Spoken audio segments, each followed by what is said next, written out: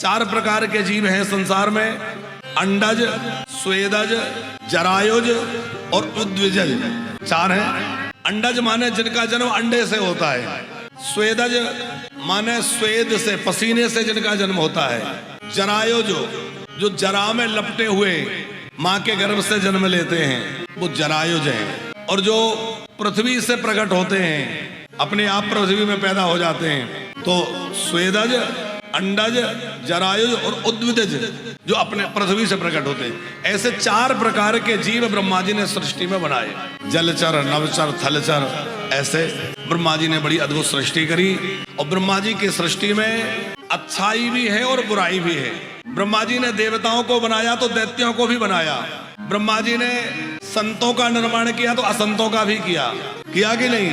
अच्छाई के साथ साथ बुराई भी साथ चलती है। एक और बड़ी अच्छी बात पंकज जी कि ब्रह्मा जी के द्वारा ही धर्म को प्रकट किया गया और ब्रह्मा जी के द्वारा ही अधर्म को प्रकट किया गया। धर्म कहाँ से प्रकट हुआ भगत जी?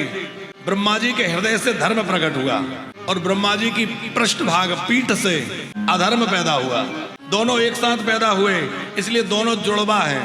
धर्म और अधर्म दोनों जुड़वा हैं। कहीं किसी घर में जुड़वा बच्चे हों तो ऐसा देखा जाता है कि एक को यदि सर्दी जुकाम होगा तो दूसरे को भी उसका प्रभाव देखने में मिलेगा, एक को कुछ होगा तो दूसरे को भी उसका प्रभाव लगेगा, क्योंकि ये जुड़वा का प्रकृति एक से जुड़ी होती है। तो ये बात हम इसलिए कह रहे हैं कि धर्म और अधर्म दोनों एक साथ पैदा हुए, तो जब जब धर्म बढ़ता है तो अधर्म भी बढ़ता है, और जब जब अधर्म बढ़ता है तो धर्म भी बढ़ता है, क्योंकि जुड़वा है ना।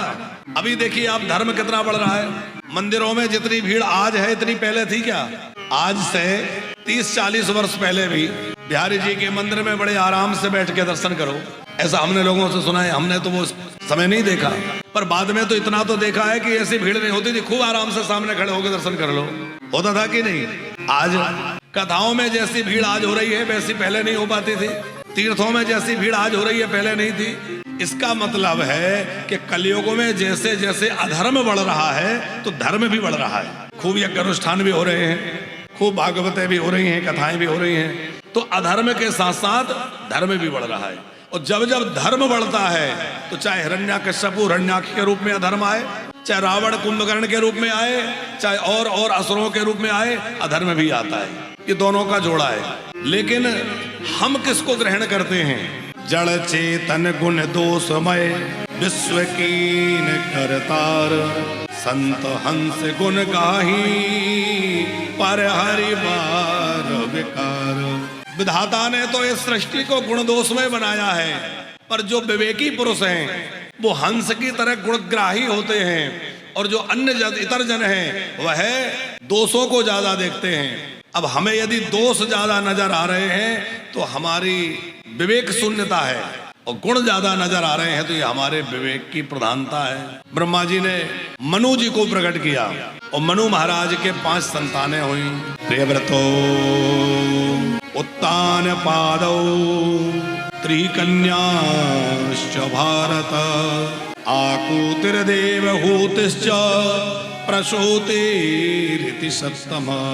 प्रियव्रत और उत्तानपाद 2 पुत्र हुए। आकुति, देवहूति, प्रसूति 3 कन्याएं हुई। ये 5 संतानें महाराज मनु की हैं। कन्याओं की कथा पहले है और पुत्रों की बाद में है, क्योंकि हमारे यहाँ स्त्री शक्ति को आगे रखा है। इसलिए राम जी का नाम लो तो पहले किसका आता है? सीताराम, राधे श्याम, गौरी शंकर, मातृ शक्ति को आगे रखा है। और ये लोग कहते हैं नहीं कि सनातन धर्म में मातृ शक्ति को स्थान नहीं मिला। भैया पूरे विश्व में जितने भी धर्म हैं, केवल एक सनातन धर्म ही ऐसा है जहाँ देवियों की पूजा होती है, और किसी धर्म में देवियों की पूजा नहीं होती। अब बताओ, इस्लाम में देवी की पूजा है? इस्लाम में कोई देवी है? वहां तो हूरों की चर्चा है, माने भोग दृष्टि से देखा जा रहा है स्त्री शक्ति को। क्रिश्चियनों में वहां भी कोई देवी नहीं है। और जो नए नए धर्म बन गए, चाहे बौद्ध धर्म हो या और आजकल जो चल गए, कहीं देवियों की पूजा है, पर हमारे सनातन धर्म में देवी की पूजा है। स्त्रियों को साक्षात भगवती का रूप माना है, और स्त्रियों की कन्या के रूप में भी पूजा है। वो किसी के घर बहू बन जाए तो लक्ष्मी के रूप में पूजा है, माँ के रूप में पूजा है। तो हर रूप में हमारे यहाँ स्त्री को वंदनीय माना है। पूजनीय माना है, आदरणीय माना है। ये केवल और केवल सनातन धर्म में है, जहाँ स्त्रियों को देवी मान करके पूजा जाता है और उनका बड़ा आदर है।